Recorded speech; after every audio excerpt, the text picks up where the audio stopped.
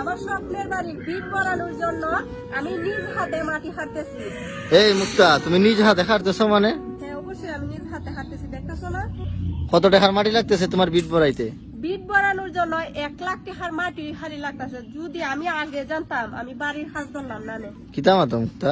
ওই আসলে এই জন্য নিজে কাজ করতেছো? নিজে হতাছি।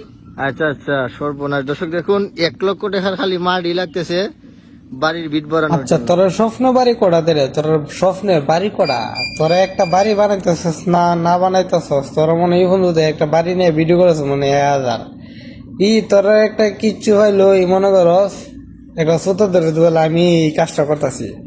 বাবুরে আমরা ফেসবুকটা হইলে কি আমরা বড় ফাপ করছিলাম, ফেসবুকটা হইলে সেটা তোরা এই জিনিসটা করলো। ওই যে একটা বদনা কিনো তারপর দিয়ে বলে গায়ে সেটা কিনতেছি আমি, এই জিনিসটা আমি করতেছি। মানে আমরা ফেসবুক করলে আসলে মনে কোন ফাপ করছিলাম। তা এখন আবার আর একটা ভিডিও আনতেছি, এই ভিডিওটা আপনারা দেখেন, এই ভিডিওটা আপনারা দেখেন। দেখতে দেখতে আমার স্বপ্নের বাড়ির বাউন্ডারির গেট বাস্তবায়ন হতে যাচ্ছে। আসলে অনেকেই কমেন্ট করতেছে আমার বাউন্ডারির ভিতরের ফুল ভিউ দেখানোর জন্য।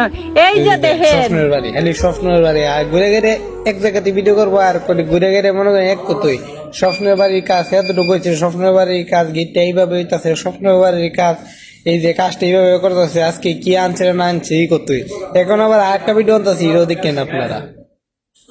স্বপ্নের বাড়ি 3টা ভিডিও আনছি আমি, আপনাদের দ্বারা 3টা ভিডিও আনছি। স্বপ্নের বাড়ি কতই, আর কোনো কথা নাই। আর স্বপ্নের বাড়ি আলা সুলতান লিখে তা জুতাটা দাতে না, জুতাটা সিরা জুতাটা দা বাড়ি লিখা মাদার